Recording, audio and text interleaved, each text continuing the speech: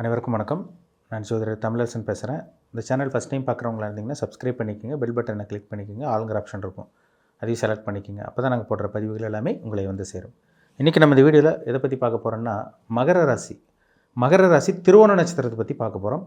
திருவோண நட்சத்திரக்காரங்களுக்கு வர இருக்கின்ற இல்லை நடந்துகிட்டு இருக்க குரு தசை எப்படி இருக்குன்னு பார்க்கலாம். சரிங்களா? திருவோணம்ங்கிறது வந்து பார்த்திங்கன்னா சந்திரனுடைய நட்சத்திரம். அது வந்து மகர ராசியில் சனியோட வீட்டில் இருக்கும். பொதுவாகவே திருவோண நட்சத்திரக்காரங்க நல்ல ஒரு அன்பு பாசம் மிக்கவங்களாக இருப்பாங்க. ரொம்ப எமோஷனல் டைப்பாக இருப்பாங்க. பாசத்துக்கு கட்டுப்பட்டவங்க. அடுத்தவங்க மேலே உயிராக இருந்தாங்கன்னா கடைசி வரைக்கும் அதை ஃபாலோ பண்ணுவாங்க. இறக்க குணம் உள்ளவங்க சொல்லலாம். சில விஷயங்கள்லாம் அவங்க மனசை ஏற்றுக்காது. ரொம்ப ஒரு இலகன மனசு கொண்டவங்க தான் திருவோண நட்சத்திரக்காரங்க. ஆனால் உழைப்புக்கு சொந்தக்காரங்க சொல்லலாம். ஏன்னா சந்திரனுடைய நட்சத்திரம் மகர ராசியில் சனியோட வீட்டில் இருக்குது. ஒரு விஷயம் கொடுத்தாங்கன்னா கரெக்டாக அந்த வேலையை செஞ்சு முடிப்பாங்க. ஆணாக இருந்தாலும் சரி, பெண்ணாக இருந்தாலும் சரி. நிறைய திருவோண நட்சத்திரக்காரங்க பெண்கள் எல்லாம் பாருங்கள், பிஸ்னஸ் பண்ணிகிட்டு இருக்கவங்க, வேலைக்கு போய்ட்டு இருக்கவங்களாம் இருக்காங்க. ஆண்கள் வந்து பார்த்திங்கன்னா நல்ல ஒரு நிர்வாக திறமை இருக்கும், நல்ல ஒரு பாசத்துக்கு கட்டுப்பட்டவங்களாக இருப்பாங்க, இல்லாதவங்களுக்கு கொடுத்து உதவி செய்வாங்க, மனிதாபிமானம் இறக்கணும் கொண்டவங்க தான் திருவோண நட்சத்திரக்காரங்க. பிறக்கும் போது வந்து பார்த்திங்கன்னா இவங்களுக்கு சந்திரதேசையில் தாங்க பிறப்பாங்க. பிறக்கும் போதே சந்திரதேசையில் பிறந்து, ரெண்டாவது வந்து பார்த்திங்கன்னா செவ்வாய் ஒரு 7 வருஷம் தசையை நடத்தும். ராகு 3வது 18 வருஷம் தசை நடத்தும். 4வதாக உங்களுக்கு ஒரு தசை வருங்க, குரு தசை. அதுதான் ரொம்ப முக்கியமான தசை. 30 வயசுக்கு மேலே குரு தசை வரும் உங்களுக்கு. குரு வந்து 16 வருஷம் திசை நடத்துங்க. சரிங்களா? இருக்கிறதுலே வந்து பார்த்திங்கன்னா மிகப்பெரிய கிரகம், நல்ல கிரகம், மாபெரும் சுபகிரகம், நவகிரகங்களே வந்து பார்த்திங்கன்னா குரு பகவான் தான். அந்த குரு தான். அந்த குரு தசை ரொம்ப முக்கியமான தசைங்க. 30-35 வயசுக்கு மேலே வரக்கூடிய குரு தசை மகர ராசி திருவோண நட்சத்திரக்காரங்களுக்கு ரொம்ப முக்கியமான ஒரு தசைன்னு சொல்லலாம். ஏன்னா இது வந்து உடைபடாத நட்சத்திரம். திருவோணங்கிறது உடைபடாத நட்சத்திரம். மகர ராசியில் மட்டும்தான் இருக்கும். திருவோணம் 1, 2, 3, 4 பாதங்கள் வந்து பார்த்திங்கன்னா மகர ராசியில் மட்டும்தான் இருக்கும். இந்த 4வது வரக்கூடிய குரு தசை வந்து பாருங்கள், ஒரு ஆளையே அப்படியே மாற்றி விட்டுரும். இது மேஷ லக்னத்தில் பிறந்தவங்க, கடக லக்னத்தில் பிறந்தவங்க, சிம்ம லக்னத்தில் பிறந்தவங்க, விருச்சக லக்னம், தனுசு லக்னம், மீன லக்னம், இந்த லக்னத்தில் பிறந்தவங்களுக்கெல்லாம் குரு தசை ஒரு நல்ல ஒரு திசையாக இருக்கும். கண்டிப்பாக மேஷம், கடகம், சிம்மம், விருச்சகம், தனுசு, மீனம், இந்த 6 லக்னங்களுக்கு குரு தசை யோகத்தை செஞ்சிடும். ஏன்னா இவங்க நண்பர்களாக வருவாங்க. சூரியன் சந்திரன் செவ்வாய் குருக்கெல்லாம் பார்த்திங்கன்னா அவங்கள, அதாவது இந்த பிளானட்டுக்கெல்லாம் வந்து பார்த்திங்கன்னா அந்த குரு வந்து, அதாவது இப்போ மீன லக்னத்துக்கு வந்து பார்த்திங்கன்னா அதிபதி குருவாக தான் வருவார், தனுசு லக்னத்துக்கு அதிபதி குருவாக தான் வருவார். அப்போ அந்த குரு தசை வந்து யோகத்தை செஞ்சிடும். சூரியனில் சிம்ம லக்னத்தில் பிறந்தவங்களுக்கு, சந்திரனோட கடக லக்னத்தில் பிறந்தவங்களுக்கு, செவ்வாயோட மேஷ லக்னத்தில் பிறந்தவங்களுக்கு, குருவோட தனுசு மீன லக்னத்தில் பிறந்தவங்களுக்கு குரு தசை யோகத்தை செஞ்சிடும். அது குரு நல்ல இடத்துல இருந்தால் கண்டிப்பாக ஒரு அருமையான ஒரு வாழ்க்கையை வாழ்ந்துருவாங்க அவங்க. 16 வருஷம். ஒரு சில பேரில் பாருங்கள் 30 வயசுலேருந்து 40-45 வயசு வரைக்கும் நல்லா இருப்பாங்க. இல்லை ஒரு சில பேர் 35 ஸ்டார்ட் ஆச்சுன்னா அவங்களுக்கு வந்து பார்த்திங்கன்னா கிட்டத்தட்ட வந்து பார்த்திங்கன்னா 50-51 வயசு வரைக்கும் அவங்க வாழ்க்கை நல்லாயிருக்கும். அந்த நடுத்தர வயதுக்கு மேலே வரக்கூடிய இந்த குரு தசை தான் யோகமான திசையாக உங்களுக்கு அமையும். இந்த லக்னத்தில் பிறந்தீங்கன்னா கண்டிப்பாக உங்களுக்கு குரு தசை யோகத்தை தாங்க செய்யும். அது குரு வந்து பார்த்திங்கன்னா லக்னத்துக்கு 1ஆம் இடம், லக்னத்துக்கு 5ஆம் இடம், 7ஆம் இடம், 9ஆம் இடம், 11ஆம் இடத்துலலாம் குரு இருந்தால் ஒரு அபாரமான வளர்ச்சி கொடுத்துரும். 2ஆம் இடத்துல குரு இருந்தால் பொருளாதார முன்னேற்றம் கொடுக்கும். 6ஆம் இடத்துல குரு இருந்தால் கூட சுபக்கடன், நல்ல கடன் வாங்க வச்சு வெளிநாடு இந்த மாதிரி வெளிமாநிலம் போகிற மாதிரிலாம் பண்ணும்.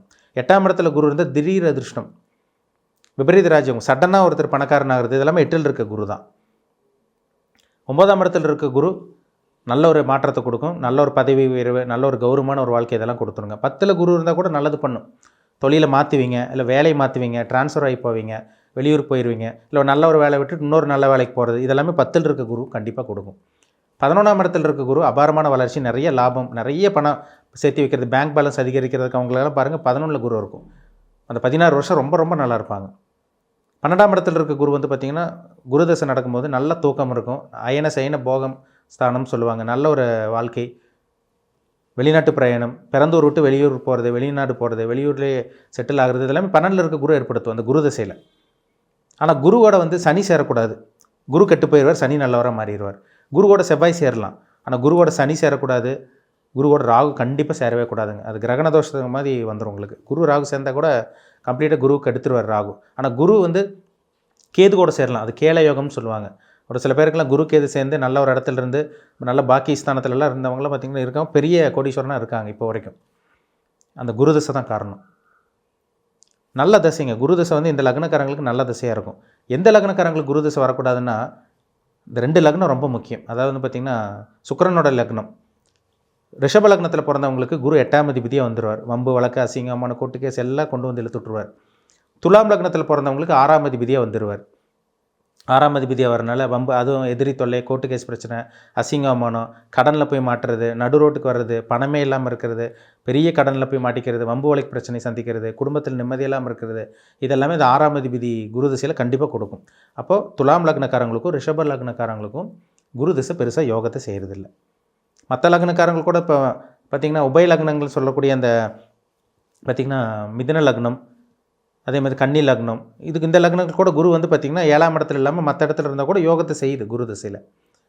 ஆனால் தனுசு லக்னத்துக்கும் மீன லக்னத்துக்கும் பரிபூர்ண ஒரு நல்ல ஒரு கிரகமாக, அதாவது லக்னாதிபதியாகவே குரு வர்றதுனால ராஜயோகத்துக்கு கண்டிப்பாக அந்த குரு திசையில் செய்யாமல் போகவே போகாது.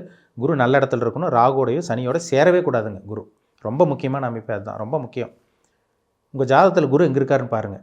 ஏன்னா பணத்தை கொடுக்குற கிரகம் குரு தான், குழந்தைக்கு கொடுக்குற கிரகம் குரு தான், தங்கத்துக்கு அதிபதி. ஒருத்தர் தங்க நகையில் சேர்த்து வைக்கிறாங்க, நல்லா அனுபவிக்கிறாங்க, உடம்பு ஃபுல்லாக தங்கமாக போட்டிருப்பாங்க. ஒரு சில பேர் கையில் பாருங்கள் செயின் அப்படி இப்படிலாம் போட்டிருப்பாங்க, பிரேஸ்லெட்லாம். ஜாதகத்தில் குரு நல்லா இருந்தால் தான் அவங்களால போட முடியும். குரு கெட்டு போனவங்க, அஸ்தமனமானவங்க, நீச்சமாய் ராகுட சேர்ந்தவங்க, இவங்களுக்கெல்லாம் பாருங்கள் தங்க நகை இருந்தாலும் ஒன்றா பேங்க்கில் வச்சுருவாங்க, இல்லை பீரோவில் வச்சுருவாங்க. இவங்கனாலும் அனுபவிக்க முடியாது. காரணம் அது குரு கெட்டு போனனால. குழந்தைக்கு அதிபதி குரு தான். ஒருத்தர் நல்ல புத்திர பாக்கியம் கிடைக்குதா, 5ஆம் இடம் நல்லா இருக்கணும், 5ஆம் அதிபதி நல்லா இருக்கணும், குரு நல்லா இருக்கணும், புத்திர காரகன் குரு நல்லா இருக்கணும். ஒருத்தர் மிகப்பெரிய கோடீஸ்வரனாக இருக்காங்க, பெரிய செல்வந்தராக, பணக்காரனாக, லக்ஸுரியான வாழ்க்கை, பிரம்மாண்டமான கோடீஸ்வரனாக இருக்காங்கன்னா அவங்க ஜாதகத்தில் கண்டிப்பாக கெடாமல் இருக்கும். குரு கெட்டு போனவங்கனால அவ்வளோ அந்த ரேஞ்சுக்கு வரவே முடியாதுங்க. அதுதான் உண்மை. குரு கெடக்கூடாது, சுக்கிரன் கெடக்கூடாது. குரு சுக்கிரன் எல்லாம் கெட்டுச்சுன்னா பெரிய அளவுக்கு கோடீஸ்வரனாக மாறுறதுக்கு வாய்ப்பே கிடையாது, வாய்ப்பே கொடுக்காது இந்த பிறவியில். அப்போ குரு கெடக்கூடாது, குரு வந்து நல்ல இடத்துல இருக்கணும், குரு கெட்டு போகக்கூடாது, அஸ்தமனமாகக்கூடாது, சூரியனோட நெருக்கமாக சேர்ந்து அஸ்தமனமாகக்கூடாது. குரு வந்து பார்த்திங்கன்னா நல்ல ஸ்தானத்தில், பாக்கி ஸ்தானத்தில், இப்போ 5ஆம் இடம், 1ஆம் இடம், 9ஆம் இடத்துலலாம் இருந்தால் குரு ஒரு சூப்பரான ஒரு லைஃப்பை கண்டிப்பாக அந்த குரு திசையில் 30லேருந்து கிட்டத்தட்ட அந்த 46 வயசு வரை, 46 வயசு வரைக்கும், இல்லை 50 வயசு வரைக்குமே கண்டிப்பாக ராஜ வாழ்க்கையை நிச்சயமாக கொடுக்கும். நீங்கள் என்ன நட்சத்திர பாதத்தில் பிறந்திருக்கீங்க பாருங்கள்.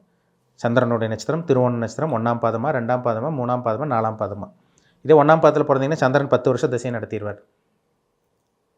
இது 3ஆம் பாதம் 4ஆம் பாதம்லாம் உங்களுக்கு 5 வருஷம் 2.5 வருஷம் அப்படிங்கிற 2.5 வருஷம் அப்படி தான் போகும். அப்போ நட்சத்திர பாதம் முக்கியம், உங்கள் வயசு முக்கியம். இப்போ உங்கள் ஏஜ் என்னன்னு பாருங்கள். நீங்கள் 30 வயசு மேலே இருக்கீங்களா, இல்லை 26 27 வயசில் இருக்கீங்களா, இன்னும் உங்களுக்கு குருதசை ஸ்டார்ட் ஆகுமா, இல்லை குருதசை பாதியில் இருக்கீங்களா, என்ன தசாபுத்தி, அதாவது என்ன கிரக ஆதிபத்தியம் போயிட்டுருக்கு, குரு நல்லவரா உங்களுக்கு கெட்டவரா, இது பார்த்து தெளிவாக தெரிஞ்சுக்கோங்க. அது ரொம்ப ரொம்ப முக்கியம். சரிங்களா? அப்போ தான் உங்களுக்கே ஒரு தெளிவு கிடைக்கும். இது பண்ணலாம், இது பண்ணக்கூடாதுன்னு உங்களுக்கு ஒரு ஐடியா கிடைக்கும். ஏன்னா பொதுவாகவே குரு தசை மேக்ஸிமம் யாரும் கெடுக்காது, துலாம் லக்னத்துலையும் ரிஷப லக்னத்தை பிறந்தவங்களுக்கு தவிர. சரிங்களா? செக் பண்ணுங்கள்.